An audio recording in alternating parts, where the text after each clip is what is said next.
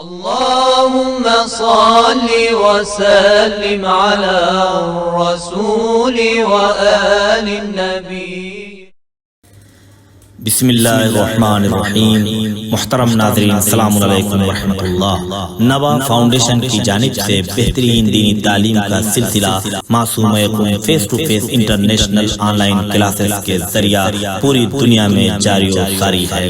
الحمدللہ بچے بڑے مرد و خواتین سب کے الگ الگ لیول اور الگ الگ کورسز ہیں. چلڈرن کلاسز میں ایکسپرٹ ٹیچرز کے ذریعے اردو، عربک، احکام، ترجمہ قرآن، دینیات، تجوید، قرات قرآن، حفظ، اخلاق، دعا اور خطابت سکھائی جاتی ہے. بڑے لوگوں کے لیے کلاسز میں تجوید قرآن، نہج البلاغہ، حسن تلاوت، ترجمہ و تفسیر قرآن، احکام، عقائد، خطابت، دعا اور تاریخ جیسے اہم موضوعات کی تعلیم دی جاتی ہے. سارے سرٹیفکیٹ المصطفیٰ انٹرنیشنل یونیورسٹی کی جانب سے دیے جاتے ہیں. اعوذ باللہ من الشیطان اللعین الرجیم. بسم اللہ الرحمن الرحیم. اللہم صلی علی محمد وآل محمد وعجل فرجہم. ناظرین کرام السلام علیکم ورحمۃ اللہ وبرکاتہ. حوزہ معصوم قوم نبا فاؤنڈیشن کی جانب سے منعقد کیے گئے نبا انٹرنیشنل کوئز کمپٹیشن کے تیسرے دور میں آپ سب کا استقبال کرتے ہیں. اور آج ہمارے ساتھ اسٹوڈیو میں سوالوں کے جواب دینے کے لیے موجود ہیں حجت الاسلام عالی جناب مولانا سید پیام حیدر رضوی صاحب قبلہ. آئیے قبلہ کی خدمت میں چلتے ہیں. قبلہ السلام علیکم ورحمۃ اللہ وبرکاتہ. السلام ورحمۃ اللہ وبرکاتہ. قبلہ سب سے پہلا سوال ہمارا یہ ہے کہ حالت احتضار کا مختصر حکم بیان فرمائیں. بسم اللہ الرحمن الرحیم. الحمدللہ رب العالمین. الصلاۃ والسلام علی محمد وآلہ الطیبین الطاہرین. بہت ہی اچھا عنوان ہے کیونکہ میت سے جو مربوط سوالات ہیں وہ کم سوالات دریافت کیے جاتے ہیں اور بہت سی غلط فہمیاں ہیں جو عوام میں پائی جاتی ہیں، تو ان کے حوالے سے اس کی معلومات لوگوں تک پہنچنا ضروری ہے. ویسا احتضار کے بارے میں ہی فرمایا بہت سے افراد نہیں جانتے کہ جب کسی کی جان کنی کا عالم ہو اور اس کی جان نکل رہی ہو تو اس صورت میں واجب ہے کہ اس کا پیر قبلے کے رخ کیا جائے. اور یہ خود میت پر واجب نہیں ہے، میت کے لیے احتیاط مستحب ہے کیونکہ وہ تو نہ جانے کس کیفیت سے گزر رہا ہے، اس لیے اس پر کوئی شرعی ذمہ داری نہیں ہے. لیکن جو حاضرین وہاں موجود ہیں انہیں چاہیے کہ میت کو روبِ قبلہ کریں اس طرح سے کہ اس کا پیر کا تلوہ قبلے کی طرف ہو، کہ اگر وہ بیٹھتا ہے تو اس کا چہرہ بھی قبلے کی طرف ہو جائے گا. بے شک جزاک اللہ. ناظرین بڑھتے اپنے اگلے سوال کی جانب. قبلہ سے اگلا سوال ہمارے کہ میت کے غسل و کفن اور نماز کے لیے عمر کی کیا شرط ہے؟ ہاں دیکھیے، میت کا جو غسل و کفن ہے یعنی دو حصے میں ہم اگر اسے دیکھا جائے تو تقسیم کر سکتے ہیں کہ اگر بچہ ہے تو اس کے غسل و کفن و نماز کا کیا حکم ہے، اور اگر بڑا ہے تو اس کا کیا حکم ہے. دیکھیے اگر بڑا ہے تو بالغ ہے تو اس کا غسل بھی واجب ہے، نماز و کفن تمام امور جو ہم انجام دیتے ہیں. لیکن اگر بچہ ہے تو بچے میں نماز اس وقت واجب ہوگی جب وہ 6 سال سے زیادہ کا ہو. 6 سال کی شرط. ہاں، بچہ جو ہے 6 سال سے زیادہ کا اگر ہے تو اس کی نماز واجب ہے. اگر 6 سال سے کم کا ہے اور نماز کو سمجھتا تھا، سمجھدار بچہ تھا، ممیز ہو چکا تھا، نماز کو سمجھتا تھا، تو احتیاط واجب ہے کہ پھر بھی اس کی نماز پڑھی جائے. لیکن غسل و کفن بدن اگر مکمل ہو گیا ہے، ایک بچہ ہے جو ضائع ہو گیا ہے، ابھی اس 6 مہینے عمر تھی ماں کے شکم سے یا دنیا میں آنے کے بعد انتقال ہوا ہے، تو غسل و کفن دینا واجب ہے. اگر بدن مکمل ہو چکا ہے تو چاہے ماں کے شکم سے ضائع ہو یا ولادت کے وقت انتقال ہو یا اس کے بعد انتقال ہو، ہر صورت میں اس کو غسل بھی دینا ہے اور کفن پہنا کر دفن بھی کرنا ہے. ہاں اگر بدن مکمل نہیں ہوا ہے، منجمد خون کی شکل میں ضائع ہوا ہے، جس کو ایک میت نہ کہا جائے، مکمل انسان نہ کہا جائے، تو پھر نہ غسل ہے نہ کفن ہے نہ نماز، تو ایسے بھی نہیں ہے 6 سال بعد ہے، تو اسے ایسے ہی کپڑے میں لپیٹ کے دفن کر دیا جائے گا. بے شک جزاک اللہ. قبلہ اگلا سوال یہ کہ اگر حادثے وغیرہ میں یعنی خدا نخواستہ کسی کے ایکسیڈنٹ میں موت ہو جاتی ہے اور بدن سے خون یا کوئی نجاست آ رہی ہو تو غسل کا کیا حکم ہے؟ جی بہت ہی اچھا مبتلا بھی سوال ہے، پیش آتا رہتا ہے کہ حادثہ ہو گیا، ایکسیڈنٹ ہو گیا، خدا ایسی مصیبت کسی پہ نہ لائے، لیکن اگر ایسا ہو جاتا ہے اور غسل دینا چاہ رہے ہیں تو خون جاری ہے یا پوسٹ مارٹم ہوا ہے تب بھی خون بدن سے آ رہا ہے، یعنی کسی بھی حال میں پانی کا اس انداز سے بدن تک پہنچانا ممکن نہیں ہے جس طریقے سے شریعت نے کہا ہے، تو ایسی صورت میں وظیفہ جو ہے وہ تیمم کی طرف تبدیل ہو جاتا ہے کہ واجب ہے کہ جو شخص تیمم دے رہا ہے وہ شخص اپنے ہاتھوں سے میت کو تیمم دلائے، گرچہ احتیاط مستحب یہ کہ میت کے ہاتھوں سے بھی اگر ممکن ہے تو دلائے جائیں، لیکن جو شخص دے رہا ہے تیمم جو دلا رہا ہے اس کے ہاتھوں سے میت کو تیمم دلایا جائے گا، یہ صورت میں کہ جب غسل بالکل ممکن نہ ہو، لیکن اگر خون آ رہا ہے اور خون کو باندھنے کے ذریعے کسی ذریعے سے روکا جا سکتا ہے اور تھوڑی دیر کے لیے رک جائے اور پانی بدن تک پہنچایا جا سکتا ہے تو اس صورت میں ضروری ہے کہ غسل دیا جائے، کیونکہ پہلا وظیفہ جو ہے وہ ہے غسل۔ اگر غسل بالکل ممکن نہیں ہے تو پھر تیمم کی طرف وظیفہ تبدیل ہوتا ہے، غسل جبیرہ کا کوئی تصور میت میں نہیں پایا جاتا۔ بے شک، جزاک اللہ۔ قبلہ اگلا سوال یہ ہے کہ غسل مس میت کب واجب ہوتا ہے، اس کی وضاحت فرما دیں۔ ہاں، غسل مس میت آج کل ہم کو یہ دیکھنے کو ملتا ہے کہ خاص طور پر میڈیکل میں بہت سے ایسے سوالات آتے ہیں کہ ہم جو ہے میڈیکل سائنس کے اسٹوڈنٹ ہیں اور ہمارے سامنے باڈی لائی جاتی ہے تاکہ اس پہ ہم پریکٹیکلی طور پہ کام کر سکیں اور ہمیں کچھ سکھایا جا سکے اور ہمیں میت کو ٹچ کرنا ہوتا ہے، تو غسل مس میت واجب ہونے میں دو چیز اہم ہیں۔ پہلی چیز یہ کہ میت کا بدن ٹھنڈا ہو گیا ہو، اگر میت ابھی انتقال ہوا ہے فوراً اور بدن گرم ہے تو اس وقت اگر ہم ٹچ کرتے ہیں تو ہم پہ غسل واجب نہیں، بدن ٹھنڈا ہو چکا ہو۔ اور دوسری چیز یہ کہ ہم بدن کو ڈائریکٹ ٹچ کریں، اپنے ہاتھوں سے پیر سے بدن کے کسی بھی حصے سے میت کو ہم ڈائریکٹ ٹچ کریں، بس اگر دستانہ وغیرہ گلوز وغیرہ پہن کے اگر کوئی ٹچ کر رہا ہے، جیسے میڈیکل میں ایسا ہوتا ہے، یہی کہ بدن گرم تھا اور ہم نے ٹچ کیا ہے تو ان صورتوں میں غسل مس میت واجب نہیں ہوگا۔ اب یہیں پہ یہ بھی عرض کرتے چلیں کہ اگر غسل مس میت کسی پر واجب ہو گیا ہے تو وہ کن کاموں کو نہیں کر سکتا۔ دیکھیے، غسل مس میت نماز جیسی جو عبادتیں واجب آپ پر ہیں ان کے لیے غسل میت کا بجا لانا مس میت کا بجا لانا واجب ہے، لیکن اگر آپ مسجد میں جانا چاہتے ہیں، آپ کوئی کھانا کھانا چاہتے ہیں، آپ جو ہے اور امور جو عبادت سے ہٹ کے انجام دینا چاہتے ہیں تو اس میں غسل مس میت کی انجام دینے کی شرط نہیں ہے، یعنی دوسرے غسل جیسے غسل جنابت یا خواتین کے غسل کی طرح نہیں کہ آپ مسجد میں نہیں جا سکتے ہو، قرآن کی آیتوں کو قرآن کی آیتیں البتہ اگر وضو نہیں ہے، آپ کی طہارت نہیں ہے، قرآن کی آیتوں میں ہے یہ، لیکن دوسری چیزوں میں جیسے مسجد میں داخل ہونے کے تمام احکام غسل مس میت میں باہر نہیں ہوتے، تو اگر غسل مس میت آپ کر لیتے ہیں تو نماز بھی پڑھ سکتے ہیں اور جو واجب آپ کی عبادتیں اسے انجام دے سکتے ہیں۔ یہ ہے غسل مس میت کی تفصیل جس کو انجام دینا ضروری ہے۔ جیسے آپ نے کہا گلفز وغیرہ پہن کے چھو سکتے ہیں، اگر خالی لباس کوئی چھو دے، جیسے لباس میت کا لباس ٹچ ہو گیا یا آپ کا لباس میت کے لباس سے ٹچ ہو گیا تو ان صورتوں میں غسل واجب نہیں ہے نا۔ جزاک غسل اللہ، واجب نہیں۔ بہت خوب۔ قبلہ اگلے سوال کی جانب بڑھتے ہیں۔ اگلا سوال ہے کہ میت کو دفن کرنے میں کون افراد قبر میں اتر سکتے ہیں؟ کیا بیٹا یا باپ اتر سکتا ہے؟ ہاں، دیکھیے، بیٹا باپ کی قبر میں بیٹے کا یعنی جو قریبی رحم ہے، جیسے باپ کی قبر میں بیٹے کا اترنا یا بیٹے کی قبر میں باپ کا اترنا، یہ علماء و فقہاء نے مکروہ شمار کیا ہے۔ واضح سی بات ہے کہ بھائی جب قبر میں اترے گا تو وہ جزا و فضا بے صبری کا عالم یقیناً اس کے ذہن میں پیدا ہوگا، تو شریعت نے اس حوالے سے اس کو مکروہ شمار کیا ہے۔ تو جو ان سے ہٹ کے ہیں، جو قریبی رحم سے ہٹ کے ہیں، وہ لوگ میت میں اتریں، البتہ اگر میت مرد کی ہے تو مرد اترے، مستحب رعایت کرے، اور اگر میت خاتون کی ہے تو وہ کوشش کریں کہ پھر جو محرم ہیں بالکل قریبی محرم نہ ہوں، تو یہ جو دور کے محرم ہیں ان لوگوں کو اتارا جائے، اگر نہیں ممکن ہے تو مرد حضرات بھی اتار سکتے ہیں، اس میں کوئی قباحت نہیں۔ جی بے شک، جزاک اللہ۔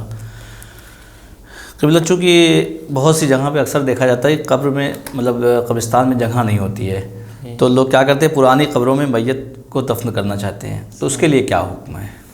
ہاں دیکھیے، قبر کو منہدم کرنا یا شہید کرنا جسے کہا جاتا ہے، اور دوسرے مردے کو دفن کرنا، کیونکہ یہاں پر جو عنوان صادق آتا ہے وہ یہ ہے کہ نبش قبر۔ ناظرین، نبش قبر شریعت میں جائز نہیں ہے، یعنی کسی مومن میت کی قبر کو ہم بے وجہ بے دلیل جو ہے اس قبر کو کھن دیں اور اس کا جسد ظاہر ہو جائے، یا اس کے جو اجزاء بچے ہوئے ہیں ظاہر ہو، یہ شریعت اجازت نہیں دیتی، کیونکہ مومن کی توہین ہے ایک طریقے سے، اور شریعت میں یہ کام ناپسندیدہ اور حرام عمل ہے۔ اس لیے فقہا نے یہ کہا ہے، فتوے میں آیت اللہ ثانی کا بھی یہ فتویٰ ہے کہ آپ نے فرمایا کہ اگر آپ کو یقین ہے کہ میت بطور کلی ختم ہو چکی ہے، یعنی اس میں کچھ بچا نہیں، بالکل ختم ہو چکی ہے، تب آپ اسے قبر میں، کیونکہ وہاں کچھ ہے ہی نہیں، اب کچھ بچا ہی نہیں، اس لیے اس پہ نبش قبر صادق نہیں آئے گا، وہ نبش قبر صادق نہیں آئے گا، اس لیے آپ اسے ہٹا کر دوسرے کو دفن کر سکتے ہیں۔ لیکن ایسا دیکھنے کو ملتا ہے کہ 30-40 سال ہو گئے اور قبر میں ہمارے آبا و اجداد دفن تھے اور یہاں قبر بہت مہنگی ہو گئی ہے، تو لائیے اب ہم یہیں پہ دوسرے کو بھی کر دیتے ہیں، تو یہ کام شرعاً جائز نہیں ہے۔ لیکن اگر کسی نے ایسا کر لیا، نبش قبر کر دیا، اور ہوتا ہے پیش آیا ہم سے بھی دریا، کیونکہ ہم آیت اللہ ثانی کے مسائل کو جواب دیتے رہتے ہیں، تو لوگ دریافت کرتے ہیں، تو ایسا بھی پوچھا گیا کہ مولانا نبش قبر کر دیا، انہیں علم نہیں تھا، اور وہاں کچھ نکل بھی آئے، کچھ اجزاء بھی نظر آ رہے، تو کیا اب دفن کرنا حرام ہو گیا؟ یعنی نئی میت کو اب اس میں رکھ کے دفن کرنا، تو وہ حرام نہیں ہوگا، کیونکہ دفن کرنا حرام نہیں ہے، نبش قبر کرنا حرام ہے۔ اس چیز کی طرف توجہ ہونی چاہیے کہ پرانی قبر میں کسی نئی میت کو دفن کرنا حرام نہیں ہے، مکروہ شمار کیا گیا ہے، ایک قبر میں 2 یا 4 جسد کو، 2-4 میتوں کو دفن کرنا، ایک سے زیادہ یعنی بعض فقہا نے مکروہ شمار کیا ہے۔ لیکن نبش جو ہے جب دفن ہو گیا تو نبش کرنا شریعت میں حرام ہے۔ تو اگر آپ نے نبش ایسا بھی پوچھا ہے نبش ہو گیا اب کیا کریں، دفن کریں؟ ابھی لوگوں نے، کیونکہ جب نبش ہو جاتا ہے تو پھر لوگ وہاں پہنچتے ہیں تو یہ کیا ہو گیا، یہاں پہ تو ابھی موجود ہے، تو ابھی اعتراض کرتے ہیں۔ تو نبش اگر ہو گیا ہے تو دفن کرنے میں قباحت نہیں ہے، دفن ہو گیا ہے تو اسے نکالنے کی ضرورت نہیں ہے، کیونکہ وہ پھر جدید نبش قبر لازم آئے گا۔ لیکن بے وجہ کسی میت کی قبر کو کھننا، اسے اس میں دوسرے مردے کو دفن کرنا شرعاً جائز نہیں ہے۔ بے شک، جزاک اللہ۔ تو ناظرین بڑھتے ہیں اپنے اگلے سوال کی جانب، اور قبلہ سے اگلا سوال یہ کہ شب برات منانے کی وجہ کیا ہے، اور اس میں مردوں کو کیوں یاد کیا جاتا ہے؟ بے شک بہت اچھا سوال ہے۔ شب برات میں لوگ اپنے مردوں کی قبر پہ جاتے ہیں اور صاف صفائی کرتے ہیں، اچھا کلچر ہے، اچھی تہذیب ہے، کیونکہ کسی نہ کسی بہانے سے ہمیں چاہیے کہ ہم اپنے مرحومین کو یاد کریں۔ اسی بہانے کہ جو شب برات، اب شب برات میں ہی کیوں جاتے ہیں، یہ ایک سب سے اہم مسئلہ ہے، کیونکہ یہ شب ولادت امام اصل علیہ السلام ہے، امام مہدی علیہ السلام کی ولادت کی شب ہے، اور اس کا نام بھی شب برات رکھا گیا ہے۔ کیوں شب برات رکھا گیا ہے؟ ایک تو اس شب کا یہ امکان ہے کہ شب قدر ہو، حدیث میں ملتا ہے کہ اگر 3 شبوں کے علاوہ اگر کسی شب کے بارے میں کہا جا سکتا ہے کہ وہ شب قدر ہے تو وہ قدر شعبان کی شب ہے، اور بعض علماء نے کہا کہ شب قدر کے بعد سب سے افضل شب جو ہے وہ شب نیم شعبان ہے، تو اس میں انسان کو جہنم کی آگ سے اور اپنے عذاب سے بھی برات ملتی ہے۔ تو جب ہمیں برات ملتی ہے تو یقیناً مرحومین جو ہماری دنیا سے گئے ہیں، جو عذاب میں مبتلا ہو سکتے ہیں، جو جن کے اوپر عذاب ہو رہا ہے یا سختیوں میں ہے یا ایک محدودیت ہے وہاں کے عالم کو، جو جس کا جیسا عمل ہے، تو اس شب میں انہیں رہائی ملتی ہے۔ کیوں؟ امام عصر کے صدقے میں، کیونکہ ایک ایسے جب کہیں خوشی ہوتی ہے تو خوشی میں خدا بھی اپنا جو ہے جسے کہیں کہ دسترخوان بچھاتا ہے، تو خدا بھی مردوں کو ممکن ہے کہ مہلت دے کہ آپ جائیں اور اپنے گھروں پر یا اپنے جہاں سے آپ وابستہ رہیں، کیونکہ روح بھی بدن سے نکلنے کے بعد وہاں روح کو محدود بھی کیا جا سکتا ہے، اور اس کے اعمال کے اعتبار سے اس کو وسعت بھی دی جا سکتی ہے کہ آپ کہاں تک جا سکتے ہیں۔ تو یہ ایک موقع ملتا ہے مردوں کو کہ وہ اس بہانے سے آئیں اور کیونکہ یہ ولادت کی شب ہے اور اسی بہانے لوگ مرحومین بھی کو اپنے یاد کرتے ہیں، تو اچھی چیز ہے، اس کو مذمت کرنے کی ضرورت نہیں کہ آج ہی کی شب کیوں، اور یہ تو ہم پورے سال کر سکتے ہیں، اور یہ قبروں کو سجانا کیوں۔ دیکھیے کسی بھی چیز میں ہم جب اوور ہوتے ہیں حد سے زیادہ تو وہ چیز ناپسندیدہ ہو جائے۔ اب کچھ لوگ اس کو بہت زیادہ اگر اہمیت دیں، پتہ چلا وہ اس طرح سے نمائش دیں کہ لگ رہا ہے قبر کی پرستش ہو رہی ہے، تو وہ چیز تو پسندیدہ نہیں۔ لیکن خود صاف صفائی کرنا، مرحومین کو یاد کرنا، ان کے لیے فاتحہ پڑھنا، نذر دلانا، اس میں کوئی قباحت نہیں ہے، پسندیدہ عمل ہے۔ تو ناظرین بڑھتے ہیں ہم اپنے اگلے سوال کی جانب، اور قبلہ سے ہمارا اگلا سوال یہ ہے کہ نماز وحشت قبر کب اور کس وقت پڑھنی چاہیے؟ جی، نماز وحشت قبر جیسا کہ مشہور ہے کہ شب اول دفن، یعنی جس شب میں میت کو دفن کیا گیا ہو، جس دن میں اس کے آنے والی شب میں، اگر شبی میں دفن کیا گیا ہے تو پھر اسی شب میں، اگر شب کے حصے میں دفن کیا گیا ہے، کیونکہ جس دن جو روایت اور فقہا کے فتوے میں ہے کہ جس دن دفن ہو اس دن کی شب میں، تو اگر آغاز شب میں دفن ہو تب بھی اسی شب میں ہم پڑھ لیں گے۔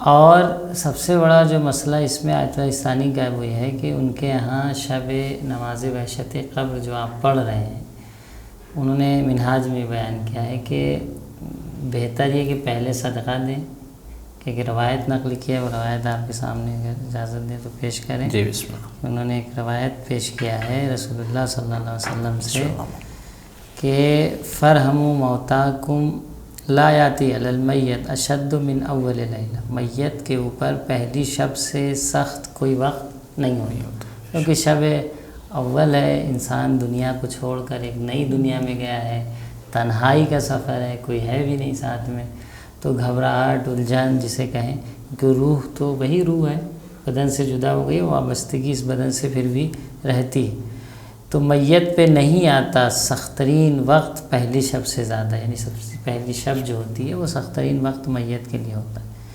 فرحموا موتاکم بالصدقہ، تو آپ اپنے مردوں پر رحم کریں، رحمت بھیجیں، کس کے ذریعے سے؟ صدقے کے ذریعے۔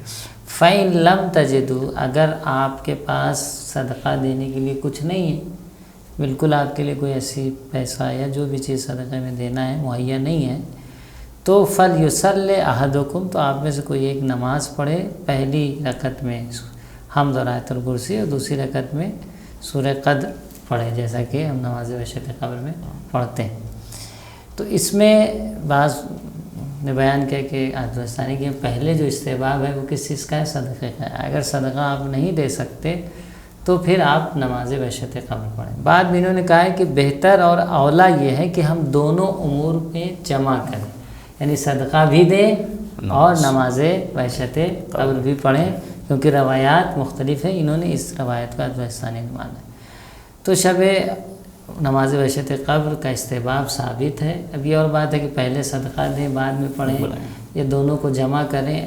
اگر کہیں پر آپ کو شک ہوتا ہے کہ نہیں پتہ ہندوستانی کے یہاں صدقے کے بغیر استحباب ثابت ہے نہیں، تو رجا کی نیت سے پڑھنے میں کوئی حرج نہیں۔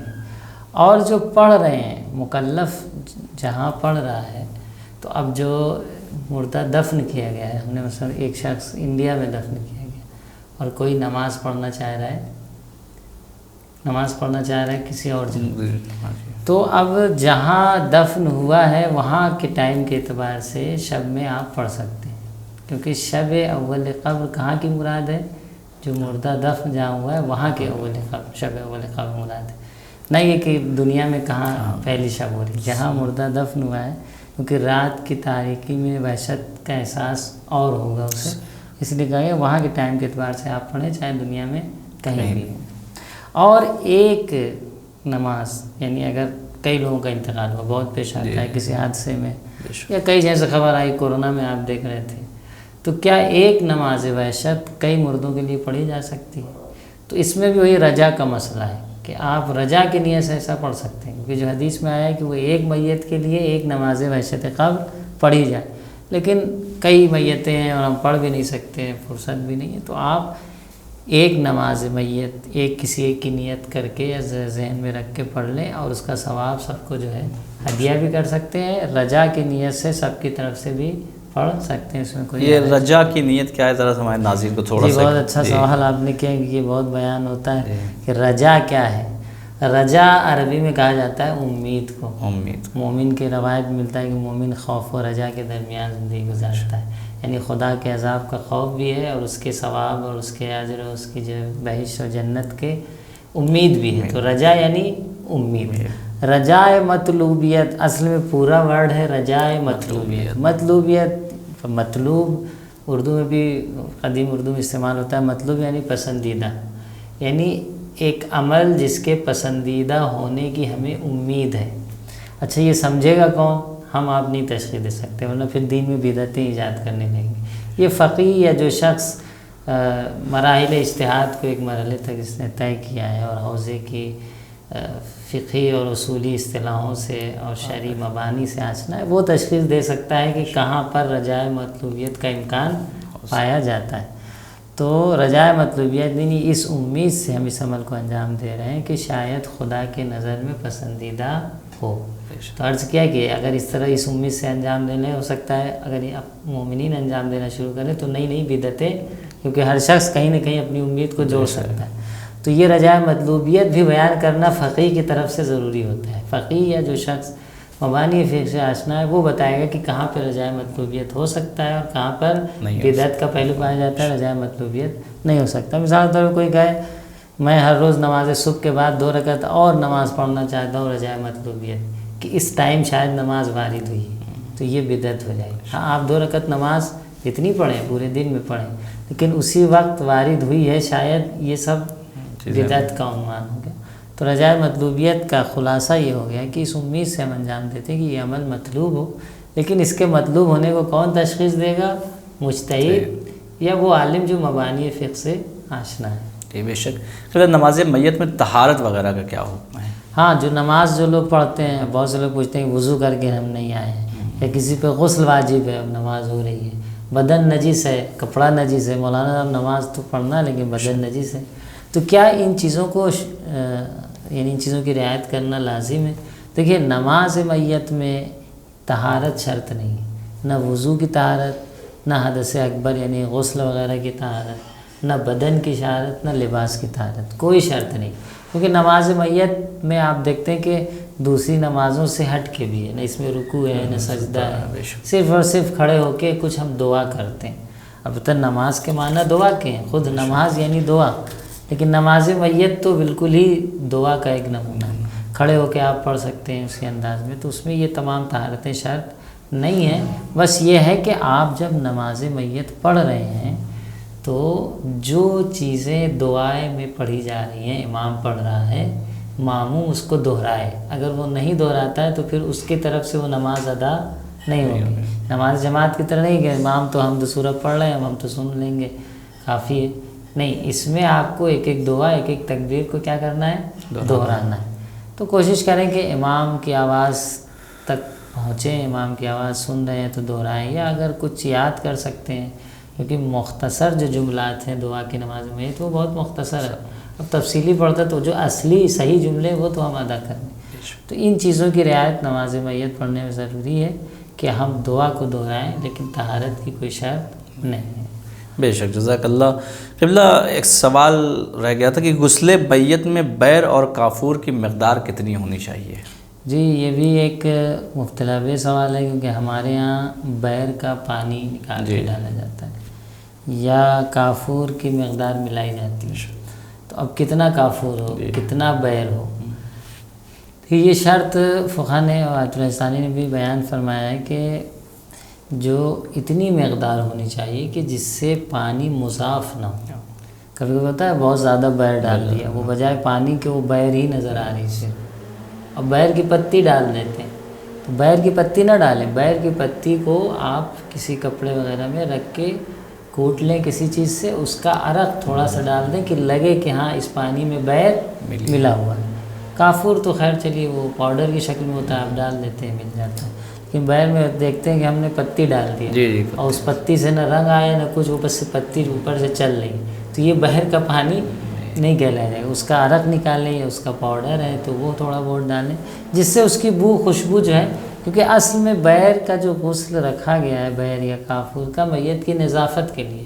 کافور بھی اینٹی بیکٹیریا ہے اور گندگی کو دور کرتا ہے، بیکٹیریا کو مارتا ہے، اور بیر کی پتی بھی اسی طریقے سے ہے. ابھی تک ایران والے ہم نے دیکھا کہ بیر کی پتی کا شیمپو بھی آتا ہے. تو یہ نظافت کے لیے اسلام نے رکھا ہے کہ میت جو جا رہی ہے وہ پاک و پاکیزہ، کیونکہ بھائی اپنے رب سے حقیقت میں روبرو ہونے جا رہی ہے، خالق سے روبرو ہونے جا رہی ہے، ملائکہ سے روبرو ہونے جا رہی ہے. تو پاکیزگی اور طہارت کی حالت میں جب روبرو ہوگی تو یقیناً اس کے مثبت اثرات ظاہر ہوں گے خود میت کے لیے، اور جو مومنین وہاں حاضر ہیں ان کے لیے بھی اسی طریقے سے. بے شک قبلہ، بہت بہت شکریہ آپ کا، آپ نے ہماری نحیف سی آواز پہ لبیک کیا اور آپ اسٹوڈیو میں تشریف لائے. ناظرین، آج ہمارا وقت یہیں پہ تمام ہوتا ہے. انشاءاللہ پھر ملاقات ہوگی نیکسٹ ایپیسوڈ میں قبلہ کے ساتھ. تب تک کے لیے ہمیں اجازت دیجیے. خدا حافظ، والسلام علیکم ورحمۃ اللہ وبرکاتہ. بسم اللہ الرحمن الرحیم. محترم ناظرین، السلام علیکم ورحمۃ اللہ. نوا فاؤنڈیشن کی جانب سے بہترین دینی تعلیم کا سلسلہ معصوم قوم face to face international online classes کے ذریعہ پوری دنیا میں جاری و ساری ہے. الحمدللہ بچے، بڑے، مرد و خواتین سب کے الگ الگ لیولز اور الگ الگ کورسز ہیں. چلڈرن کلاسز میں ایکسپرٹ ٹیچرز کے ذریعے اردو، عربک، احکام، ترجمہ قرآن، دینیات، تجوید، قرات قرآن، حفظ، اخلاق، دعا اور خطابت سکھائی جاتی ہے. بڑے لوگوں کے لیے کلاسز میں تجوید قرآن، نہج البلاغہ، حسن تلاوت، ترجمہ و تفسیر قرآن، احکام، عقائد، خطابت، دعا اور تاریخ جیسے اہم موضوعات کی تعلیم دی جاتی ہے. سارے سرٹیفکیٹ المصطفیٰ انٹرنیشنل یونیورسٹی کی جانب سے دیے جاتے ہیں.